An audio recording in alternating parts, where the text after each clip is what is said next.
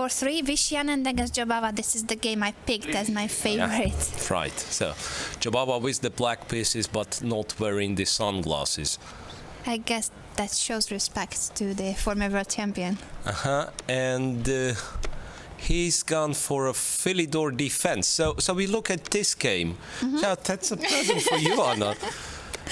My favorite pick of the round. Oh, well, that's interesting. I'm kind of curious to see what system Jobava will play. The system with a7, a6, a6, a4, and b6. I've seen this. Knight d5 is one of the possible moves. Now Vichy goes for h3, bishop b7, and then d5. This is also quite interesting. So now black usually goes c6. I think this is what Jobava will do. No. Knight e8. So he wants to play it King's Indian style. Knight e8, g6, knight to g7, and f5. Something like that. I don't know what Vichy played. b4. b4, and there was a move, but we only can see a clock. So hardly spending any Bishop time. C8 he Bishop played. c8, a5, b5 quickly, bishop to d3. So white will move the knight from c3 and play c4. Well, I have to say, it's a, well, in a way, it's a smart choice against Vichy, because normally he's not playing King's Indian with white. He's, that's I mean, true. of course, Vichy, with all his experience, he's fine with playing any type of positions. But, you know, still those blocked King's Indian positions are something one must feel by heart. So both black knights brought to the king side.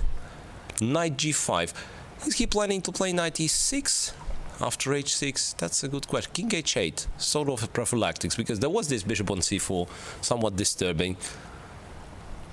Knight g5. Why he played knight g5? He could take on e5. I just realized. With king on g8, knight on f3, he could take on e5. And he did not, but he plays very quickly. Yeah, he plays very quickly. He is, well, probably Jobava kind of presses on him, because Jobava still had 3 minutes. It's only now he started to think. Bishop takes b5. Then bishop, somehow black is, well, black's knights are far away. So black really... Bishop d7? Bishop d7. Black really needs to do something about this a-pawn, because it's running very fast. Bishop d7, avoiding bishop c6, bishop c4.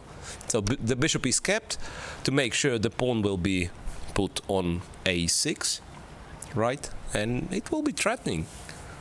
So Jobava goes for another King's Indian move, knight to h5, inviting knight e6, and knight e6 was played.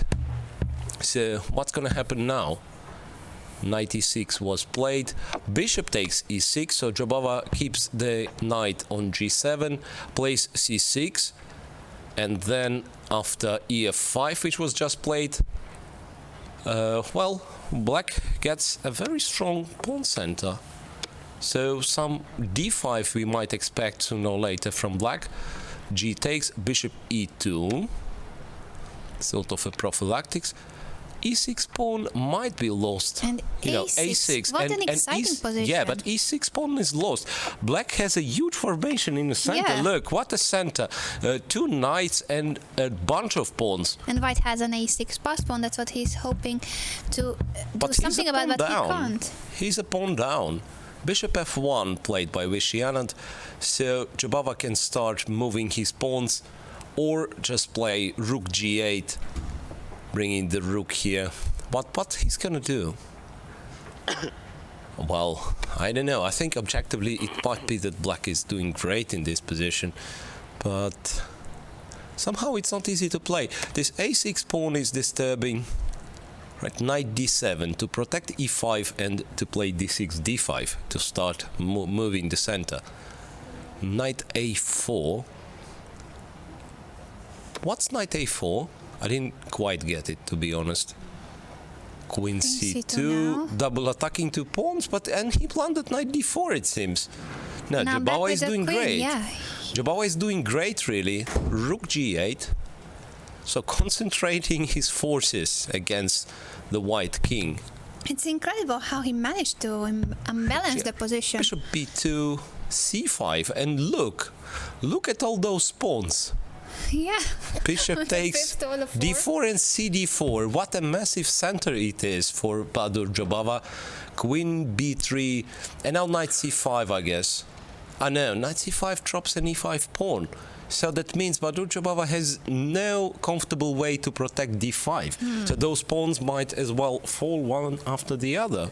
Yes, it all looked very nice. Bishop but f6, queen takes d5. Now it's equal number of pawns, still a strong passed pawn on a6.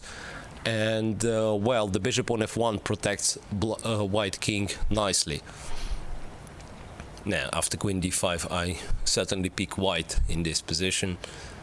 So, rook b1, rook b7 would be my next moves if I'm allowed. Okay, so it's Vishy who is thinking. No, look, it's something with the clock, because Vishy pressed the clock, but his time is running. oh my! His last move was knight d5, but his, Look at that! that's something. The clock is. He did not push it. No, the clock is not right. Yeah, but I guess he pushed it, but maybe not strong enough, because his time Yeah, but is running. it's- Somebody should realize that Vish's time is running. Jobava No, has just Jobava realized and he says, says yeah, it. Jobava is a nice guy, so he says it's something with the clock. I think now he will let his time run, because it's been like 20 seconds at Yeah, least. it's been like 20 seconds Yes, look at at that. I least. think he will let his time run. Yeah, He he's says saying it's not something. Yes. normal, yeah. Yeah, well, what a kind guy Badur Jobava is. Yes, He was the he's one to also a realize. gentleman. Yes, He was the one to realize yes, he that. could have just pretended that he's thinking. That would not have been nice, but if it somebody would, wants to beat Vishy, most likely will win him the game. And what's by the way, I think Karyakin's game is already finished. So if you would check the result, it would be Yes, nice. It was a draw, and it was a draw as well, agreed on the board between Vishy Anand and are Badur you Jobava. sure that they're not saying something think about the so. clock? I think so. No, it's the clock. It's not. It's a working clock. It's not. properly. Yeah. So they try to explain something to the arbiter. No. The game is finished. I think a draw was offered because you cannot normally yes. play after such an incident.